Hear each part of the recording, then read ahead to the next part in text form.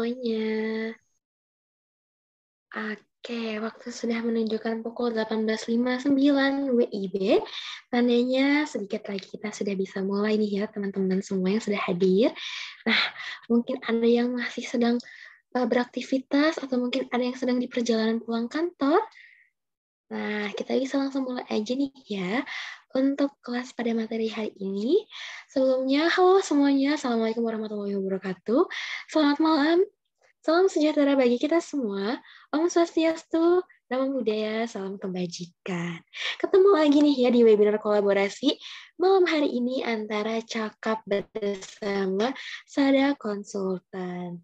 Nah, tentunya pada malam hari ini, Cakap dan juga Sada Konsultan mengadakan kelas yang tentunya akan menambah pengetahuan dan juga ilmu praktik kalian nih ya. Mungkin kalian pernah mendengar pepatah yang berbunyi tak kenal maka tak sayang. Nah, buat yang belum kenal, yuk kita kenalan dulu nih ya. Kenalin, saya Fitra yang akan membawakan acara pada malam hari ini dari awal hingga akhir. Nah, sebelum kita mulai dan masuk materi dan sebagainya, mau nanya-nanya sedikit nih ya untuk hadir yang udah hadir sekalian gitu, baik di Zoom maupun di aplikasi Cakap. Gimana nih semua kabarnya malam hari ini? Semoga baik-baik saja ya. Semoga dimanapun audiens berada, kalian selalu dilimpahkan kesehatan, keberkahan, kebahagiaan, dan juga tentunya dijauhkan dari yang namanya penyakit dan kesedihan ya teman-teman semua. Oke, hadirin sekalian, dalam penulisan karya ilmiah, tentu saja kita sudah sangat familiar ya dengan istilah plagiarisme. Atau mungkin ada yang belum pernah mendengar nih, kayaknya nggak mungkin nih ya istilah plagiarisme nih nggak pernah muncul gitu di kuping kalian. Karena plagiasi ini merupakan perbuatan yang dengan sengaja atau tidak sengaja dalam memperoleh kredit atau nilai untuk suatu karya ilmiah dengan mengutip sebagian atau seluruh karya dan atau karya ilmiah pihak orang lain yang diakui sebagai karya ilmiah tanpa menyatakan sumber secara tepat dan memadai. Jadi bagaimana nih teman-teman dan juga hadirin sekalian, strategi dan juga tips and trik agar bisa menghindari plagiarisme, terutama dalam penulisan karya ilmiah kita, agar nantinya kita bisa lanjut terus nih mungkin untuk yang sedang skripsi bisa lanjut ke sempro dan sebagainya. Buat teman-teman atau mungkin Bapak Ibu dan hadirin sekalian yang mau mempublikasikan jurnal juga bisa lanjut untuk publikasinya. Nah, pada malam hari ini kalian semua tidak salah nih, udah hadir di kelas kolaborasi Cakap dan juga Sada Konsultan pada malam hari ini. Karena kita kedatangan seorang dokter ilmu komputer tahun 2016 dengan jumlah dokumen Scopus 85, indeks Scopus 16, dan juga citasi sebanyak 740 nih ya teman-teman dan juga hadirin sekalian. Pasti kalau misalnya sudah disebutkan sedikit profil beliau barusan, kalian langsung terkejut gitu ya. Wah, keren banget nih speaker kita pada malam hari ini. Nah, beliau ini juga seorang dosen nih, teman-teman. Saat ini beliau menjadi dosen magister ilmu komputer di UBL sejak tahun 2018 hingga sekarang, dan juga sebagai peneliti media atau senior researcher di BRIN. Nah, buat teman-teman sekalian yang penasaran, pada malam hari ini kita juga kedatangan sosok founder Sada Indonesia, yaitu Training and Consultant, dan juga pemenang hibah penelitian Dikti tahun 2015 hingga 2020 dan juga 2022 nih teman-teman. Tanpa berlama-lama lagi nih ya, pasti kalian sudah tidak sabar juga mau bertemu dengan beliau, sang profesional kita pada malam hari ini, yaitu Pak Dr. Darmawan Napitupulu ST MKOM.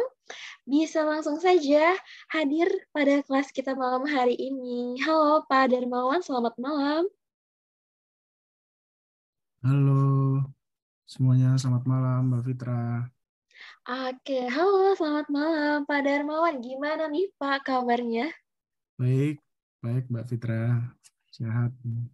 Oke, alhamdulillah deh kalau gitu baik dan sehat. Soalnya banyak nih ya kayaknya teman-teman dan juga mungkin ada beberapa audiens yang hadir sambil sakit dan sebagainya karena sekarang musim hujan ya kayaknya di kebanyakan tempat gitu. Dan buat teman-teman jangan lupa nih ya eh, kalian banyak-banyakin juga istirahatnya dan juga vitaminnya. Oke, kalau gitu Pak Darmawan, thank you so much nih ya udah menyempatkan diri untuk berbagi ke teman-teman semua pada malam hari ini dan mengingat Pak Darmawan ini seorang yang bisa dibilang sangat sibuk nih ya. Mungkin Pak Darmawan boleh sharing-sharing sedikit gitu. Untuk akhir-akhir ini kesibukan yang sedang dijalankan tuh apa saja sih Pak? Selain yang mungkin tadi sudah disebutkan.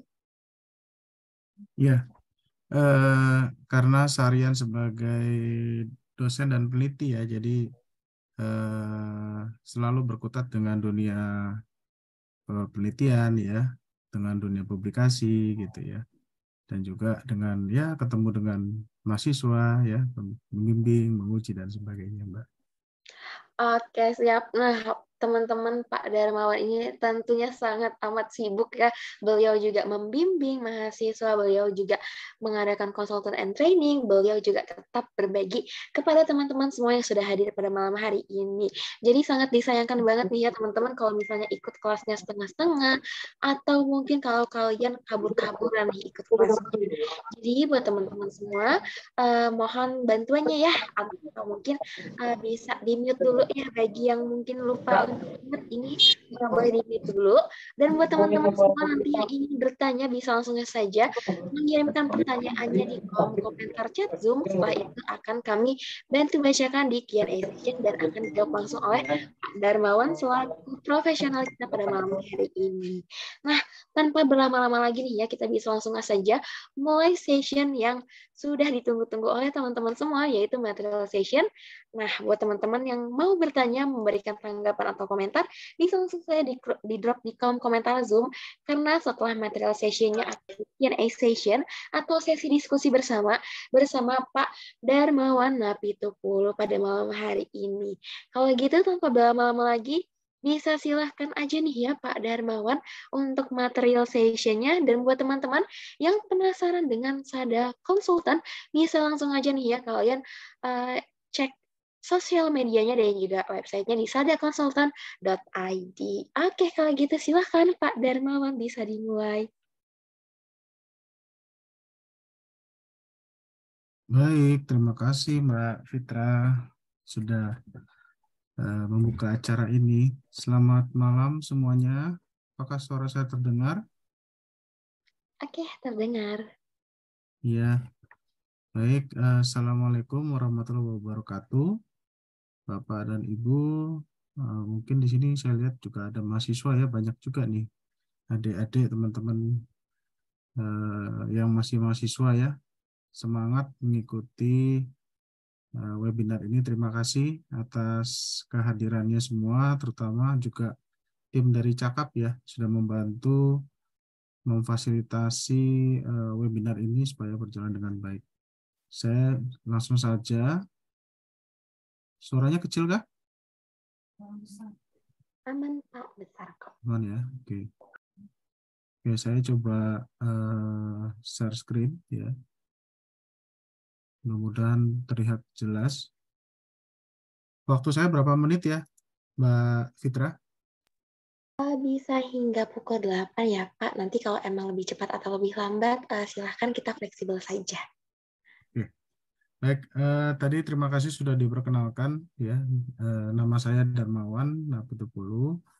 Eh, saya juga founder di ya founder Sada Utama Indonesia atau Sada Consultant ya. Ini sebuah perusahaan atau organisasi yang bergerak dalam bidang konsultasi dalam bidang riset ya dan publikasi ya, penelitian dan publikasi ilmiah. Nah, saya malam hari ini diberikan kesempatan untuk sharing gitu ya kepada teman-teman khususnya terkait topik bagaimana eh, isu tentang plagiarisme ini ya yang selalu mengemuka ya ketika kita bahkan menjadi momok ya dalam penulisan artikel ilmiah gitu ya. Nah, seperti yang dikatakan Mbak Fitrah tadi, itu sesuatu yang bisa sengaja gitu ya, bahkan tidak sengaja kita lakukan gitu ya, tanpa kita sadari, itu kita terjebak ke dalam praktek plagiarisme gitu ya. Lalu bagaimana cara kita menghindarinya, ini akan kita bahas pada kesempatan malam hari ini. Nah, ini eh, sebuah buku yang saya juga tulis bersama kawan-kawan ya, pada waktu pandemi gitu ya, awal-awal pandemi, tentang bagaimana sih menghindari praktek plagiat itu gitu ya. Nah, karena hal ini tentunya menjadi isu dan juga bahkan menjadi budaya ya, dalam tanda kutip ya, bagi teman-teman yang mungkin belum terbiasa dalam menulis gitu ya, baik menulis skripsi, menulis karya ilmiah gitu ya. Seringkali selalu takut dan khawatir ya, bagaimana nih saya, jangan-jangan nanti saya dibilang plagiat gitu ya, atau bagaimana nih supaya saya nggak dibilang plagiat gitu ya, sehingga akhirnya jadi takut nulis ya, Mbak Fitra ya. Jadi gara-gara takut plagiat, jadi kita jadi nggak jadi nulis gitu. Itu yang harus kita hindari ya. Oke, ini definisi ya, singkat dari saya ambil dari Oxford English Dictionary ya. Jadi plagiat itu adalah practice of taking someone else work ya, or ideas and passing them off as one own ya. Jadi kira-kira kegiatan atau apa ya, tindakan mengambil hasil kerja atau hasil karya orang lain gitu ya, dan mengakuinya sebagai karya sendiri. Nah, gitu kira-kira ya teman-teman ya. Nah, bahkan ide pun bisa diambil dan diakui gitu sebagai karya sendiri, itu juga termasuk tindakan plagiat gitu ya. Nah, dalam Kamus Besar Bahasa Indonesia ya, pengertian yang sama kurang lebih, plagiat itu pengambilan karangan atau pendapat tadi ya, orang lain dan menjadikan seolah-olah ya itu pendapat kita sendiri gitu ya. Nah, ini ya. Jadi hasil kerja keras orang lain, hasil karya orang lain capek-capek gitu ya, prosesnya mungkin berdarah-darah gitu ya, lalu kita ambil dan kita akui begitu saja sebagai karya sendiri. Nah, ini kan ini yang enggak tidak benar gitu ya. Nah, ini menurut Permendiknas nomor 17, ini mungkin sudah yang lama ya, yang terbaru itu nomor 39 ya tahun 2021 gitu ya. Nah, kurang lebih ini plagiat adalah perbuatan secara sengaja atau tidak sengaja nih, yang tadi dikatakan Mbak Fitrah nih. Jadi sengaja maupun tidak sengaja juga dalam memperoleh atau mencoba memperoleh kredit atau nilai untuk suatu karya ilmiah ya, dengan mengutip sebagian atau seluruh ya karya ilmiah pihak lain ya, bisa sebagian ya, bisa seluruhnya gitu ya. Kalau seluruhnya ini jatuhnya jiplak ya kita ya, menjiplak gitu, mengcopy ya, copy paste gitu ya. Dan yang diakui sebagai karya ilmiahnya tanpa menyatakan sumber secara tepat dan memadai ya. Ya. Jadi ada beberapa yang saya highlight gitu ya. Perbuatan secara sengaja tidak sengaja ya. Dan itu diakui sebagai karya ilmiah kita gitu ya. Dan juga kita nggak menyebutkan atau memberikan kredit istilahnya kepada yang empunya gitu ya. Yang empunya karya itu. Nah, bahkan itu ada sanksi-sanksinya ini teman-teman ya, plagiat itu ya. Jadi bukan hanya sekedar ya melanggar atau mencuri kok karya orang lain begitu saja, tetapi ada sanksi yang sifatnya tertulis ya di bahkan ini bisa diancam pidana penjara gitu ya. Karena apa? Karena ada yang namanya hak ekonomi yang dilanggar. Jadi karya itu punya royalti gitu ya. Ada hak ekonominya dari si pencipta itu. Itu yang kita langgar sehingga kita bisa diberikan sanksi yang berat, bahkan ya uang sebesar 1 miliar ini kan nggak sedikit ya gitu ya. Kalau dia denda 1 miliar, kita bingung bayarnya gimana ini. Kalau dosen mikir, duh, gaji aja berapa ya, cukup nggak yang bayar denda ini kan? Itu ya agak sangat berat lah. Nah, begitu juga untuk sanksi untuk mahasiswa ya. Jadi ini sebenarnya tidak terbatas pada plagiat ya.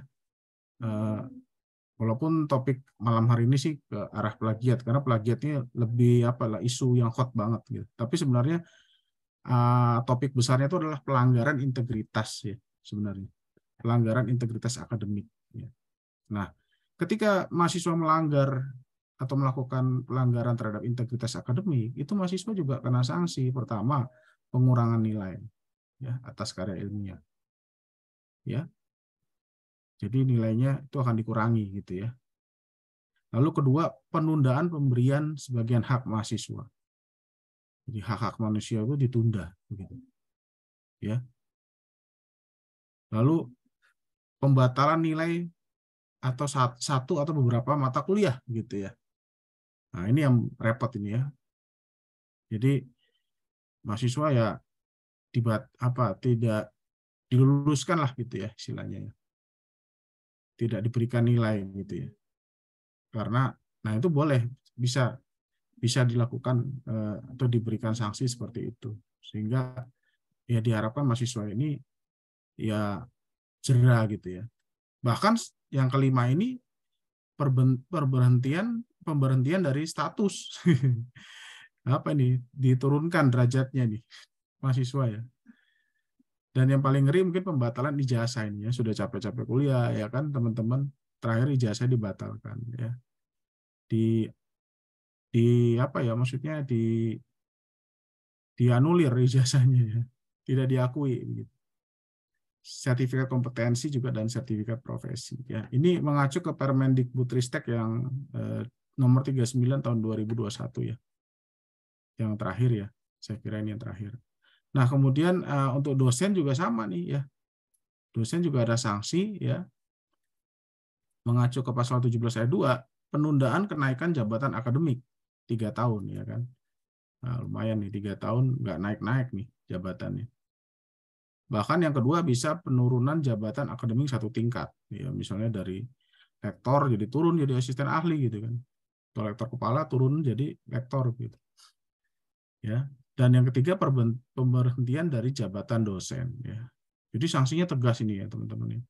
Udah diatur di Permendikbudristek ya. Jadi kita nggak bisa main-main lagi. Nah, sebenarnya apa sih yang menyebabkan gitu ya terjadi pelanggaran integritas akademik gitu ya atau plagiat ya dalam hal ini ya. Pertama ya kemajuan teknologi informasi ya. Dunia digital ini ya, teman-teman ya. Ya, dengan adanya internet ya dan teknologi yang saat ini tersedia, kita dengan mudah sekali dalam tanda kutip ya mengambil atau mengcopy begitu ya. Karena tadi sifatnya digital ya, mudah sekali diperbanyak ya, di copy digandakan gitu ya. Dan diakui seolah-olah ini karya kita gitu ya. Mudah sekali dengan adanya teknologi sekarang. Lalu minimnya minat baca ya. Ya ini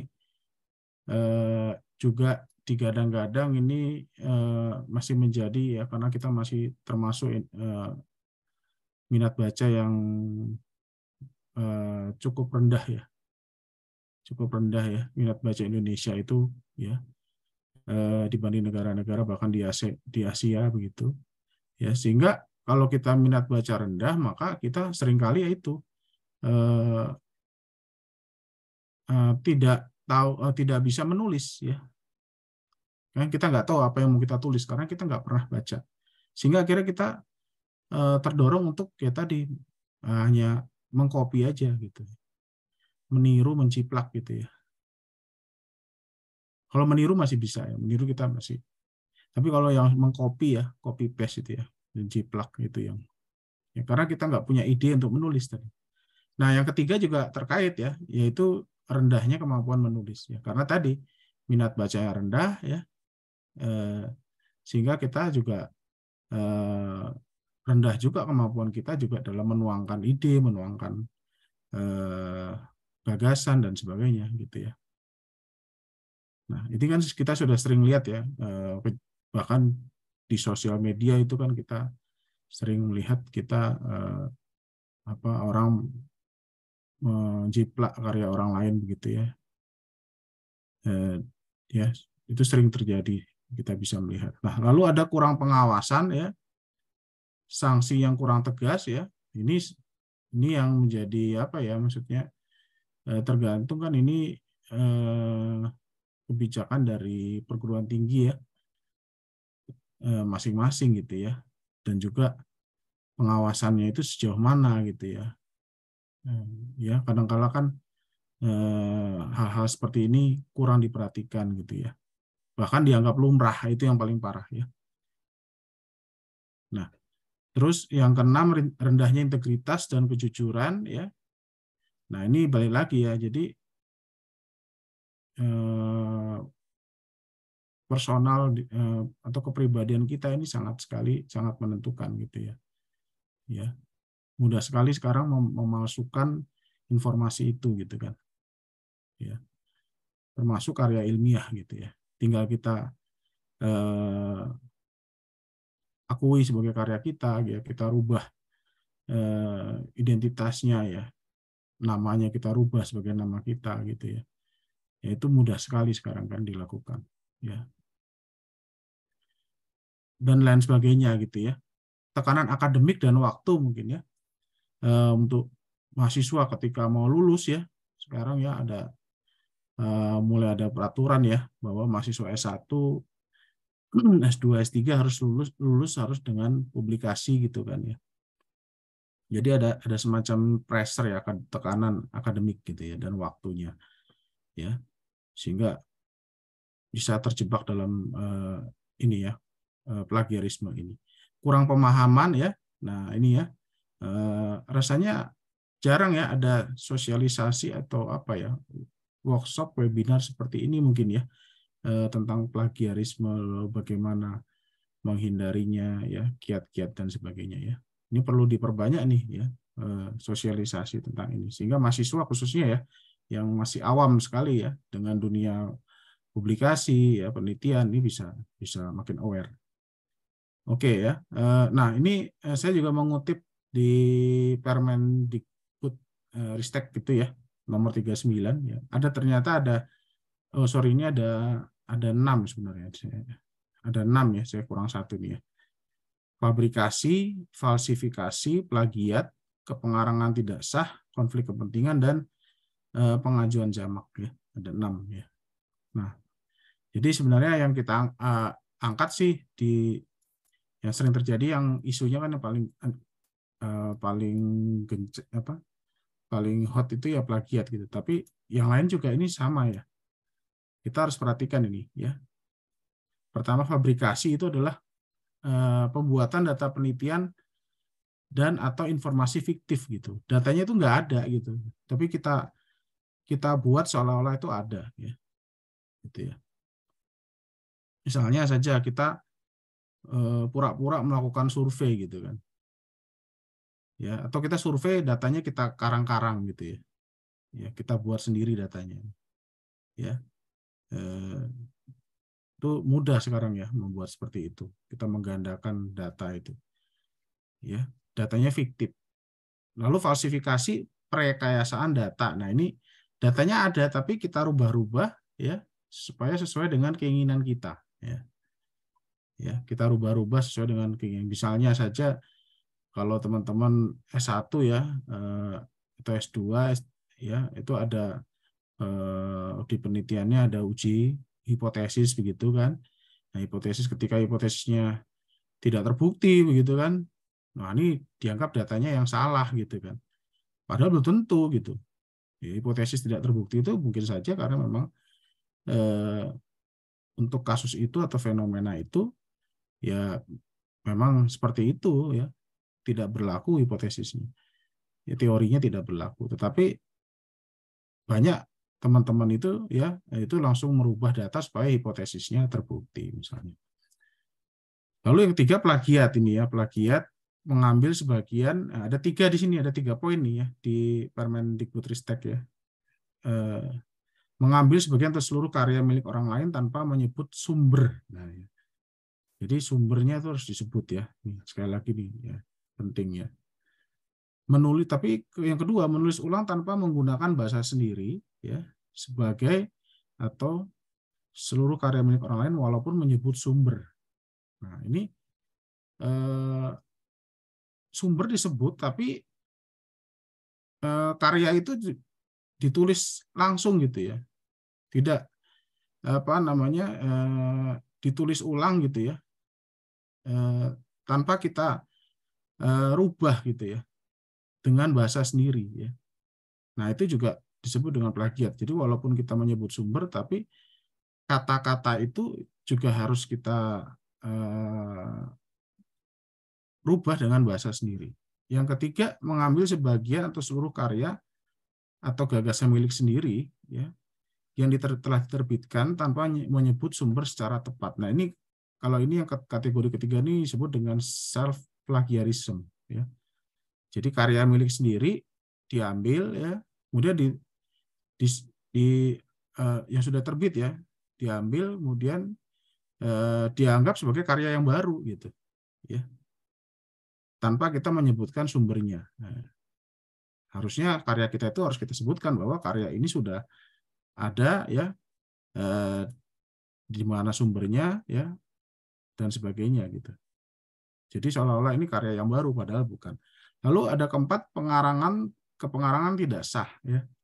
Nah, ini kegiatan seseorang yang tidak memiliki kontribusi dalam karya ilmiah. Jadi dia sebenarnya nggak punya kontribusi, nggak punya sumbang sih ide, pendapat, tetapi dia masuk dalam kepengarangan gitu, namanya masuk gitu ya.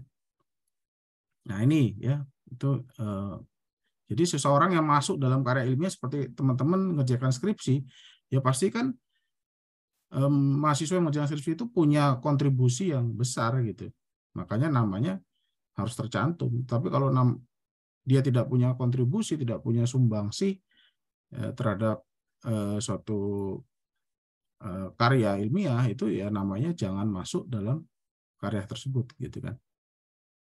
Bahkan yang ini ada menyuruh orang lain untuk membuat karya sebagai karyanya tanpa memberikan kontribusi. Nah, ini mungkin dalam dunia penulisan ada yang namanya ghostwriter ya. Ghostwriter ya. Hampir-hampir mirip gitu ya. Nah, ini tidak boleh nih kalau dalam dunia ilmiah ya. Kita nggak boleh menyuruh orang lain untuk membuat karya sebagai karya kita sendiri gitu ya. Tanpa kita memberikan kontribusi. Lalu yang kelima, konflik kepentingan ya. Nanti bisa dilihat lagi ya. Ini perbuatan yang bisa merugikan pihak lain. Dan yang keenam adalah pengajuan jamak. Pengajuan jamak ini artinya kita mengajukan naskah karya ilmiah yang sama pada lebih dari satu jurnal ya. Sehingga nanti akan berakibat dimuat pada lebih dari satu jurnal ilmiah ya. Ya, misalnya dimuat di 2 jurnal ya, padahal artikelnya naskahnya sama. Nah, ini yang bahaya ya. Ini termasuk pelanggaran integritas akademik. Jadi plagiat sekali lagi ya sama dengan plagiarisme ya, ini istilahnya ya. Tapi kalau di Indonesia mungkin lebih familiar plagiat gitu ya. Jadi tindakan plagiat ini bukan hanya pelanggaran etika teman-teman ya, tetapi juga sudah masuk ke ranah hukum gitu ya. Ya. Nah, ini yang harus kita hati-hati ya. Nah, sebenarnya tipe atau jenis plagiarisme ini kita bisa bagi dalam 3 jenis ya. Pertama, intentional plagiarism ya. Ini adalah kita memang benar-benar niat gitu ya. Yang sebelah kiri ini. Kita niat untuk memang plagiat gitu ya. Dengan cara kita menciplak karya orang lain atau istilahnya copy paste gitu ya. Copy paste ya. Dan kita ingin mengakui itu sebagai karya kita ya. Ini paling ya mungkin dosanya paling besar lah gitu. Ini sebenarnya nggak bisa diukur dengan dosa ini ya, Mbak Fitra ya. Nah, jadi Tapi ada niatan yang luar biasa ini. Nah, lalu ada unintentional, ini yang tadi tidak disengaja gitu ya, tidak disengaja. Jadi mungkin nggak tahu ya tentang plagiarisme itu apa gitu ya. Apa saja nih yang batasan plagiarisme, lalu bagaimana caranya misalnya mengutip ya, dia nggak tahu nih ya cara mengutip dengan benar ya, menyebutkan nama penulis. Nah, itu juga harus tepat gitu ya. Nah, itu tidak, biasanya mahasiswa-mahasiswa nih yang belum paham ya atau belum mengetahui ya tentang dunia apa namanya kepenulisan ini ya. Nah, itu solusinya adalah ya tentunya harus belajar ya melalui misalnya webinar kegiatan seperti ini. Lalu ada yang namanya inadvertent plagiarism. Nah, ini tipe yang ketiga nih, kalau ini lebih ke kecerobohan gitu ya. Ceroboh lalai gitu. Pertama misalnya dia lupa mencantumkan sumber ya. Ya. Lalu kecerobohan mengutip sumber elektronik. Jadi dia salah dalam mengutip tadi ya. Salah mengutip nama ya, salah mengutip sumbernya, tahunnya dan sebagainya ya. Kemudian dan sebagainya ya, parafase tidak cukup lah atau poor ya. Jadi dia tidak lengkap gitu misalnya ya. Oke. Nah, ini ada yang namanya self plagiarism ya, atau self plagiarisme. Yang tadi sebenarnya ada yang namanya termasuk yang di sini tadi ya. Plagiat juga yang tipe yang ketiga ini, yang C ya. Nah, C itu yang self plagiarism ya. Jadi ini adalah tipe plagiarism ya, di mana penulisnya itu mempublikasikan ulang gitu ya karyanya sendiri gitu ya. Ya, tanpa merubah gitu ya. Jadi ya merubah pun mungkin sedikit ya, sebagian besar diambil semua apa karyanya ya, atau apa kalau karya ilmiah mungkin tulisannya semua hampir semua diambil gitu ya. Kemudian ya ini sama masih self plagiarism ya. Jadi ini sering nih dilakukan penulis nih kalau dia mungkin kehabisan karya gitu ya, nggak tahu lagi mau publikasi apa, kita nulis apa gitu. Jadi dia di apa dipublish ulang atau dia pakai ulang gitu ya data-data atau apa hasil penelitiannya gitu ya, dan dipublish lagi. Ini nggak boleh ya teman-teman ya, seolah-olah ini berupa hal yang baru padahal ini sudah ada sebelumnya gitu ya. Nah, ada yang namanya toleransi ya. Sering bilang ada nggak batas toleransi Pak dalam plagiat gitu ya. Sebenarnya kalau namanya plagiat tuh nggak ada toleransinya ya. Karena tadi mencuri nggak ada kan, mencurinya boleh nggak? Sedikit Pak, boleh nggak nyuri? Sedikit aja deh. Ya kan, nggak boleh, namanya mencuri ya nggak boleh. Jadi plagiat itu nggak boleh ya. Jadi plagiat tidak diperkenankan. Nah, yang mungkin teman-teman salah artikan di sini bukan plagiat, tetapi yang namanya similarity ya, kesamaan atau kemiripan ya. Ya, bagaimanapun kita menulis ya itu pasti atau kemungkinan besar itu ada yang sama dengan orang yang di luar sana gitu, dengan sumber-sumber yang ada di sana gitu kan. Ada kemiripan lah ya. Itu pasti ada kemiripan. Nah, itu tidak bisa kita hindari. Tapi berapa besar kemiripannya? Nah, itu ada toleransinya kalau kemiripan ya.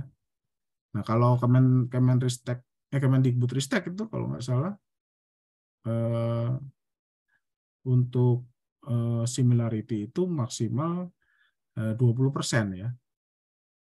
Ya, maksimalnya ya. Jadi di bawah 20% gitu ya. Aturan dari Kementerian Dikbudristek itu kan ya. Jadi kalau di atas itu akan apa namanya dianggap itu tinggi gitu ya. Nah, sebenarnya batas toleransi itu berbeda-beda ya. Kalau kita kirim ke suatu jurnal, itu jurnal juga punya kebijakan sendiri-sendiri ya. Ya. Jurnal itu punya kebijakan sendiri. Tapi tadi secara nasional itu seperti itu. Tapi secara kebijakan jurnal, pengelola jurnal itu ada yang bisa sampai 25% gitu ya. Ada yang 20%, ada bahkan yang 15% gitu. Ya, kemiripannya. Bahkan 10% gitu ya. Jadi makin kecil itu makin ketat berarti ya persyaratannya ya. Jadi berbeda-beda, tidak ada aturan yang baku sebenarnya di dunia kepenulisan ini ya terkait dengan similar kemiripan. Nah, kalau kita biasa kenal dengan namanya Turnitin ya, software Turnitin ini salah satu alat ya untuk kita memeriksa tingkat similarity. Itu dia punya semacam apa nih ya, range ya, rentang ya. Yang biru ini wah ini bagus sekali nih, 0%. Yang hijau ini ya ini batas yang aman ya. Yang kuning ini udah warning ini ya, kayak lampu kuning gitu ya, di warning. Nah, ini yang di atas kuning ya, yang apalagi orange, bahkan ini merah ini udah ya sudah tinggi sekali ya persentasenya. Jadi biasanya yang hijau ini ya. Jadi teman-teman juga harus tahu ya alat-alat digital sekarang yang bisa yang biasa dipakai untuk memeriksa tingkat similarity tadi ya.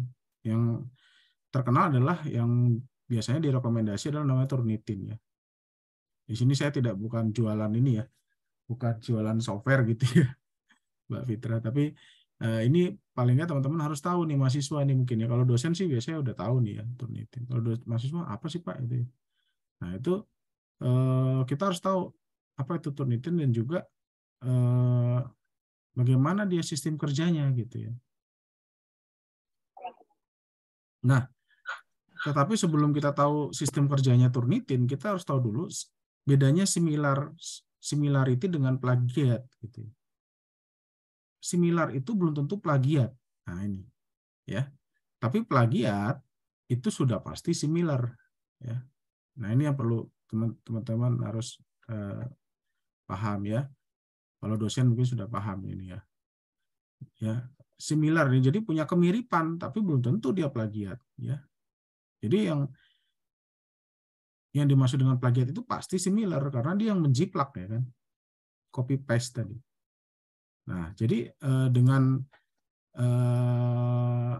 kalau teman-teman pengelola jurnal itu udah tahu tuh ya. Kalau skor similarity-nya tinggi gitu ya bukan berarti itu plagiat. Jadi dia harus dilakukan ditelaah lagi itu. Dia plagiat apa bukan gitu. Ya, jadi nggak langsung diputuskan bahwa ini plagiat gitu ya. Ada pemeriksaan yang namanya pemeriksaan manual namanya ya. Gitu. Jadi sekali lagi ini Turnitin hanya membantu untuk yang bisa tadi memeriksa tingkat similarity. Jadi bisa dikatakan similarity ini adalah potensi dia plagiat. Jadi baru potensi gitulah istilahnya ya. Potensi, tapi bukan plagiat. Belum tentu dia plagiat ya. Oke ya, ini keunggulan dari Turnitin di sini ya. Teman-teman bisa cek aja di websitenya ya, di turnitin.com gitu ya. Software yang lain juga banyak ya, yang di sini kan yang Turnitin ini yang berbayar ya. Yang free juga banyak kok ya. Kalau teman-teman cek di Google ya, cek aja ya. Cari kata kuncinya software plagiarisme gitu ya. Nah, itu banyak sekali bermunculan ya. Dan itu bisa dipakai gitu ya. Oke, kita lanjut dulu ke sini ya. Karena waktunya juga sudah ini. Nah, apakah kita harus mengutip semua hal gitu, semuanya dalam artikel ilmiah ya. Tadi kan kita sebutkan kita harus mencantumkan sumbernya gitu kan. Nah, artinya sumbernya harus kita kutip, tapi apakah semuanya harus kita kutip? Nah, ternyata ada yang harus kita kutip, tetapi ada juga yang tidak gitu ya. Nah, misalnya fakta yang sudah diketahui umum. Nah, ini nggak perlu kita kutip lagi. Misalnya ibu kota Malaysia Kuala Lumpur gitu ya. Bendera kita adalah merah putih. Itu kan adalah fakta-fakta yang sudah diketahui secara luas ya. Air mengalir dari tempat yang tinggi ke tempat yang rendah misalnya gitu ya. Itu udah pengetahuan umum lah gitu ya. Nah, itu tidak perlu kita adapun sumbernya nggak perlu kita kutip gitu ya. Kita cantumkan. Ya. Nah, tapi sebentar dulu. Oke. Tetapi kalau hal di luar fakta umum itu gitu ya, itu perlu kita kutip sepanjang itu atau apalagi itu adalah ini ide orang lain gitu ya. Ini harus ide orang lain, kata-kata dari orang lain tuh harus kita kutip. Kita citasi namanya ya, kita cite gitu ya. Tapi kalau bukan ide atau kata dari orang lain ya, itu kita tidak perlu mengutipnya ya. Gitu ya. Jadi kita harus cek lagi ya, cross and recheck apakah apa kata atau ide itu atau gagasan itu dari kita apa dari orang lain ya. Jangan sampai itu dari orang lain tapi kita nggak kutip. Kecuali fakta-fakta umum gitu ya. Nah, kita ada mengenal istilah kutipan langsung dan kutipan tidak langsung ya. Ini. Yang sering terjebak ini kita kutipan langsung ini, teman-teman ya. Kita sering tuh misalnya mengutip dari buku gitu ya.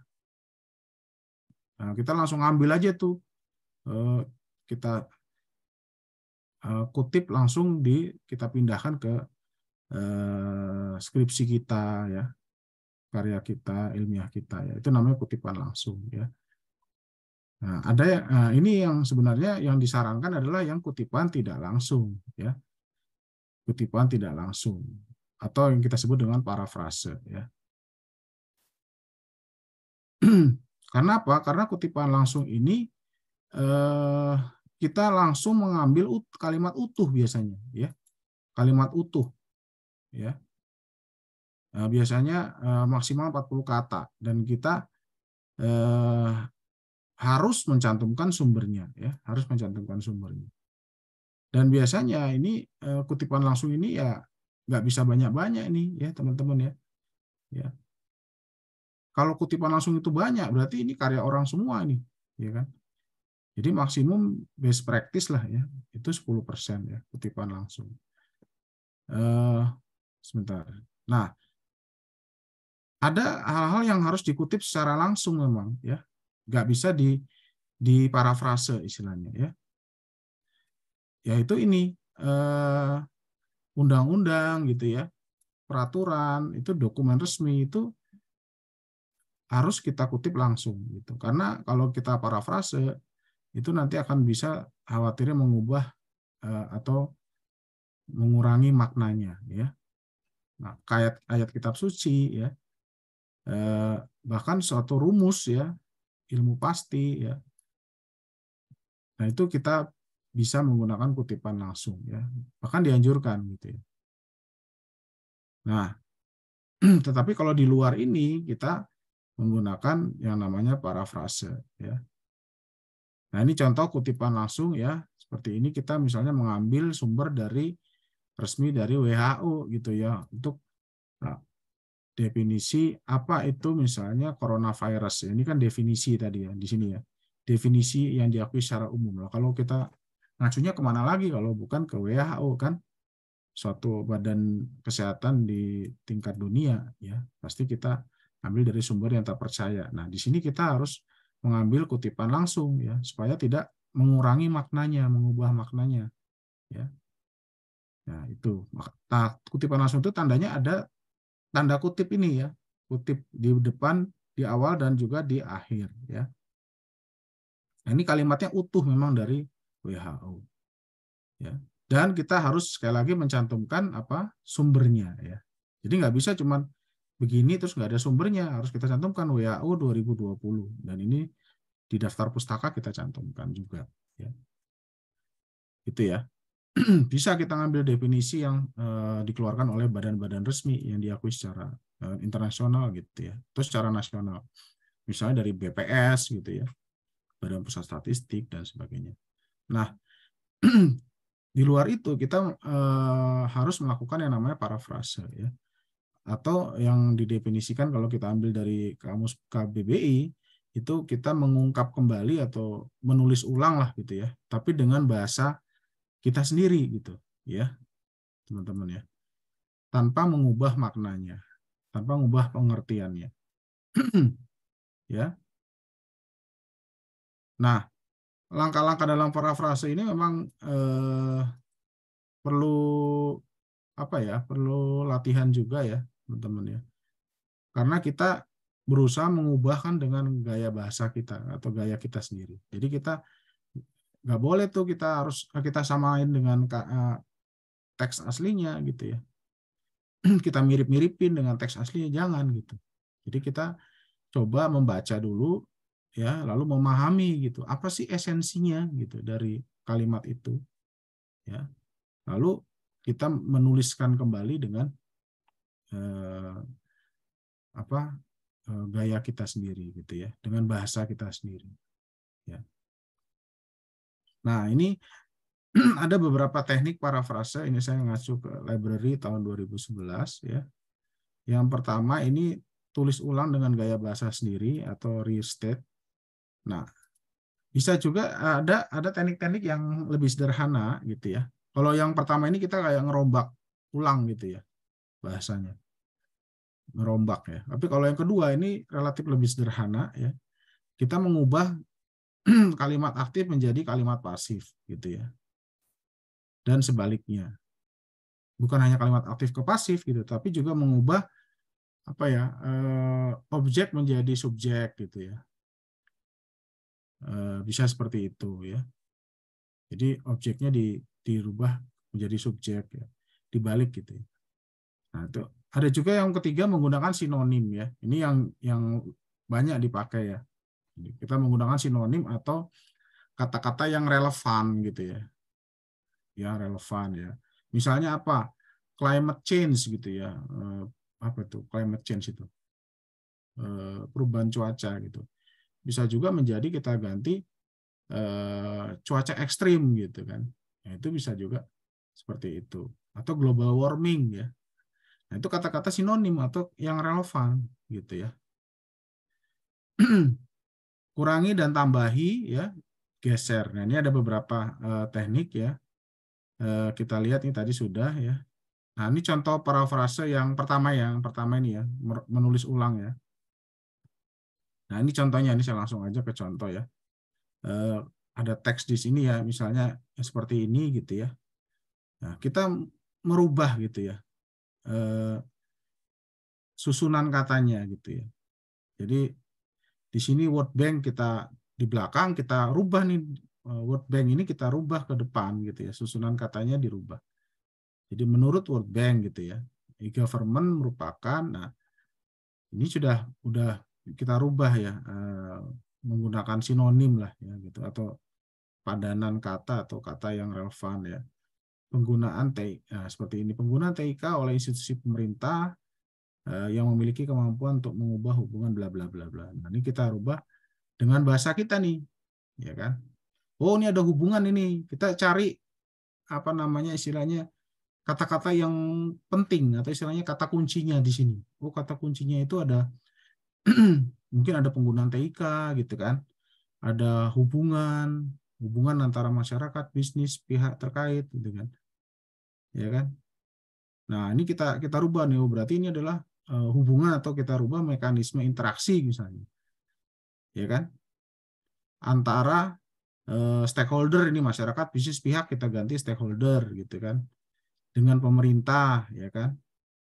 Melalui pemanfaatan teknologi informasi. Misalnya gitu boleh gitu ya.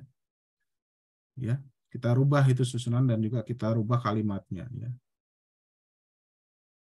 Atau di sini melalui pemanfaatan jaringan komputer dan sebagainya. Nah, ini yang nah, ini juga contoh misalnya ini ya. Keberhasilan siswa dalam mencapai hasil belajar pada setiap siswa berbeda-beda. Nah, ini sini boleh nih setiap siswanya ini ya, ini kita ganti nih, setiap siswa memiliki kemampuan yang berbeda-beda sehingga hasil belajar juga berbeda-beda gitu ya. Jadi kita bisa membalik ya, yang tadi setiap siswa ini kita taruh depan gitu ya, dan menyusunnya kembali ya. Nah, adapun faktor-faktor yang mempengaruhi, nah kita bikin setidaknya ada 2 faktor, nah ya kan, di sini ada 2 faktor nih, ya, yang mempengaruhi tingkat hasil belajar siswa, yaitu faktor internal dan eksternal. Nah, ini kalau teman-teman nanti cek di software itu Turnitin, nah ini hasilnya jauh berbeda ya. Ini akan rendah ini yang hasil parafrase ini. Ya. Bahkan bisa sampai 0% gitu ya.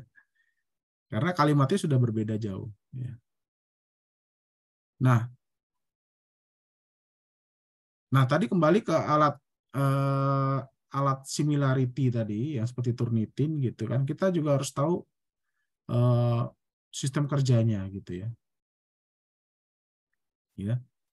Nah, alat cek dokumen ya, ada sebagian dokumen yang similar dengan dokumen lain. Jadi intinya dia hanya menemukan kemiripan tadi ya, kemiripan ya, atau kesamaan kata dengan yang ada di dokumen lain, mungkin di internet gitu ya. Ya tentunya ada di internet gitu ya. Di database-nya alat tersebut ya gitu. Jadi alat similarity memberikan informasi bagi pengguna dalam mengambil keputusan plagiat atau tidak. Jadi ini baru indikasi plagiat lah. Ya. Jadi sekali lagi similar itu belum tentu plagiat ya. Baru indikasi atau potensi gitu ya. Tetap harus dicek lagi secara manual. Nah, di sini contohnya nih ya. Kita prinsip kerja alat similarity itu yang dimaksud dengan 3 kata sama ini ya. 3 kata sama itu dianggap akan dideteksi oleh Turnitin gitu sebagai similar ya, serupa gitu. Ya, jadi misalnya seperti ini ya, saya makan nasi dan ayam enak sekali gitu ya. Nah, similar satu ya, kalau kita ambil 3 kata sama, misalnya saya makan nasi, ini kena ini nanti oleh Turnitin dan alat-alat yang lain ya, karena 3 katanya sama persis. Makan nasi dan ayam ini juga similar ya, dan seterusnya. Jadi 3 kata persis. Nah, bagaimana supaya kita terhindar dari hal ini ya, kita jangan membuat 3 kata ini sama persis gitu ya. Buat setiap 3 kata tidak sama dengan kalimat aslinya gitu ya, supaya kita terhindar dari similarity-nya ya. Nah, tekniknya adalah ini tadi yang di depan tadi ya, ada 5 ya, tulis ulang, kalimat aktif pasif, kurangi tambahi, geser, sinonim ya, dan sinonim. Nah, contohnya ini. Saya tadi contohnya ini ya, masih ya, saya makan nasi dan ayam enak sekali. Nah, kalau tulis ulang dengan bahasa sendiri, mungkin di sini kita rubah. Sungguh memang menyantap nasi sangat mengenakkan misalnya ya, untuk saya gitu ya. Ini kan dirubah susunan kalimatnya ya. Nah, tapi yang kedua ini lebih simpel. Misalnya nasi dimakan saya gitu. Ya. Ini kan udah berbeda ya. Jadi saya makan nasi, ini nasi dimakan saya. Lalu kurangi dan tambahi. Nah, misalnya sini saya makan nasi tambahi sepiring atau apa namanya? Ya sepiring atau semangkok mungkin ya kalau sayur atau sop gitu ya. Dan sepotong ya, ditambahin sepotong ini ya. Ayam yang enak, yangnya ditambahkan ya. Jadi kita bisa menambahkan satu kata atau beberapa kata gitu ya. Boleh saya makan sepiring nasi di meja makan gitu ya. Boleh ditambahi seperti itu. Jadi tidak persis sama. Geser misalnya, nah ini kalau dibalik ini saya makan ayam dan nasi ya seperti itu. Nah, sinonim kata-kata yang sama gitu ya. Saya diganti aku ya, makan diganti menyantap ya. Dannya diganti serta ya. Enak sekali diganti luar biasa nikmatnya. Nah, ini sinonim. Nah, ini juga cara yang bisa kita lakukan untuk kita terhindar dari similarity ya. Sederhana ya, gitu ya. Nah, ini yang terakhir mungkin ya, ada macam-macam alat similarity ya, dan itu cara kerjanya juga berbeda-beda ya, dan hasilnya juga akan berbeda ya. Nah, ini tadi saya contohkan Turnitin tadi ya, dan misalnya Identicate ya, ini juga salah satu yang cukup populer gitu ya. Ada yang namanya Plagiarism Checker X ya. Ini teman-teman bisa googling lah ya. Ini ada free-nya yang ini ya, free-nya. Kalau kita ini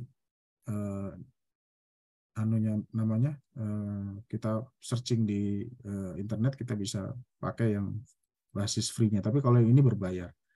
Nah, tentunya ada kelebihan ya kalau yang berbayar ini. Lokasinya ini punya server ya.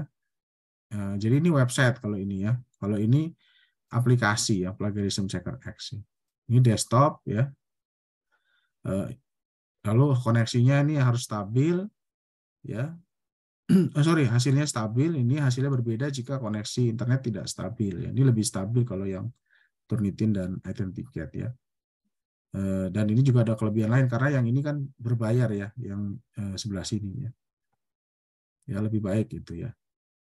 Nah, ini yang berlangganan, ini beli putus, ada juga nih yang versi langganannya tapi enggak lebih relatif lebih terjangkau gitu ya.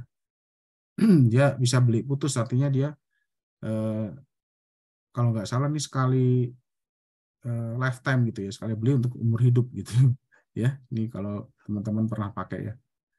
Lalu kemampuan ceknya yang ini lebih stabil, yang ini kadang suka error gitu ya.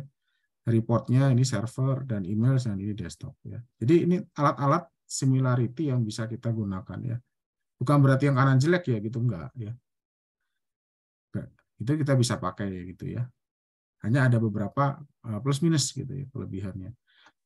Yang di sini mungkin biayanya lebih mahal gitu, yang di sini lebih terjangkau. Nah, ini adalah alat Turnitin yang tadi saya sampaikan gitu ya. Seperti ini, nanti di sini ada hasilnya ya. Hasilnya berapa persen totalnya ya kan. Dan ini sumber-sumbernya dari mana aja, kalau ada kemiripan naskah dengan yang lain gitu. Oke, ini yang Plagiarism Checker Act. Ya, ini teman-teman bisa, ini yang free-nya juga ada gitu ya.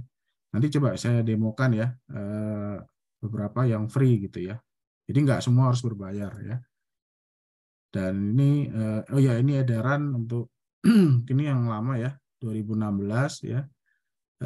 Ini ya ada, saya highlight ya, ada beberapa software yang memang direkomendasi gitu ya. Tetapi untuk teman-teman mahasiswa ya tidak harus menggunakan ini ya. Bisa juga software-software yang lain. Nah, itu tadi alat untuk similarity yang ini ya, yang tadi kita bahas. Nah, kalau ini alat untuk parafrase ya. Jadi tadi yang kita pelajari di sini ini bisa melakukan parafrase manual ya, kita sendiri yang melakukan. Ya. Tapi kalau yang di sini nanti kita belajar, kita lihat ada alat parafrase yang otomatis ya, software. Nah, ini juga ada yang namanya spinner ya, spinner. Ini alat yang untuk memparafrase otomatis ya, tapi untuk teks bahasa Indonesia gitu ya. Cara kerjanya dia menggunakan sinonim ya. Mengganti kata-kata dengan sinonimnya, padanan katanya gitu ya. Tapi memang terus terang hasilnya cukup efektif ya. Tapi terus terang ini hasilnya, ini kalau teman-teman masukkan di sini nanti hasilnya akan tampak di sini gitu ya. Tapi memang ini harus kita kita edit dulu lah gitu ya. Kita rapikan dulu gitu ya. Jangan langsung dipakai mentah-mentah karena seringkali hasilnya kurang tidak langsung tepat gitu ya. Oke, nah ini seperti ini kan misalnya menulis memang, ini memanglah nampak. Nah, ini kan memanglah, ini kan kayaknya kurang pas gitu ya. Nampak bagaikan suatu perihal yang simpel ya. Ini kan bahasanya kan sederhana diganti simpel gitu, karena dia memang kerjanya sinonim ya. Tapi ini bahasanya kan mungkin ini tidak baku, jadi sehingga kita harus rubah. Nah ini tapi kalau hasilnya cukup efektif ya, ketika dicek hasil ini ya, itu wah ini ternyata unik 100% ya, luar biasa ya. Ini membantu kita untuk kita melakukan parafrase. Dan yang saya juga biasa pakai ini adalah Quillbot ya. Quillbot ini adalah aplikasi berbasis apa ya, AI ya, artificial intelligence ya. Dia mampu untuk melakukan apa namanya parafrase ya, menyusun apa namanya struktur bahasa gitu ya, struktur kalimat, merubah struktur kalimat ya menjadi lebih berbeda gitu dengan aslinya gitu ya. Ini sangat bagus ini ya. Sudah banyak juga membantu teman-teman dosen, peneliti gitu ya, untuk melakukan parafrase otomatis. Dan ini teksnya adalah bahasa Inggris ya, bahasa Inggris. Kalau tadi kan bahasa Indonesia ya.